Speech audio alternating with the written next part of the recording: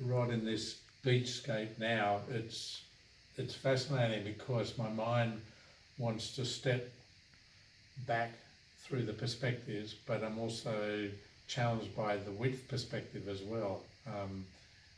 It's almost like a puzzle. Does this come to you when you develop or choose a composition like this?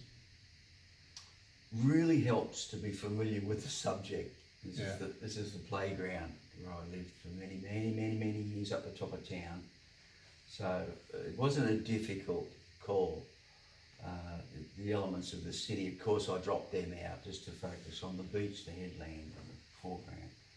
But I think one of the things that was lovely about this was these lovely acidic greens of the weed and the lovely ochres and blues and greens, these little transitions from the shallow water through to the rocks. And those little sparks, this is the trick with the pastels, is quite often it's easy to get raw, beautiful colour, but when I can stain glass them, by that I mean surround and frame little areas of colour, they pop like little jewels. So it's one of the things I love about this scheme, this colour scheme, is that it just lends itself to little windows of exotic colour and rich. It's got a richness to it. I think that it's not ordinarily easy to achieve, but something when it happens there's something lyrical, magical about it.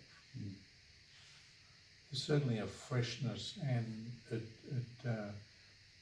particularly the foreground rocks really project to the viewer, and off this very appealing blue rated sky as well. It's sort of it's almost like the foreground is coming forward, the background sort of receding, but they're all in balance. Is this something you strive for? We talked about balance before in one of the other works. Yes, it's an illusion. This is not a real beach, Mark. This is an illusion of a beach. So the idea of perspective is it's as old as the Renaissance. So building and constructing elements into this wasn't a difficult thing to do. I think the trick is always to maintain a freshness and a clarity, and it's very easy to achieve with the pastels because they are so immediate.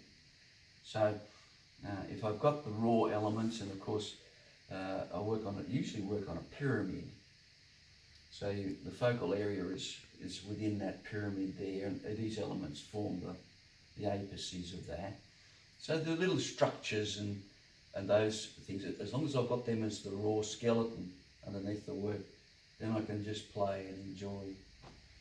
They really don't take a long time to produce because of the lack of drying time, so I can really just play and enjoy. Not a lot of correcting, perhaps a few elements here and scale and so on, but I think more than anything it's a place I've always loved. So I think that plays a big part in it. If you're just rendering, that dryness is something that will happen, but the opportunity to be fresh is there also.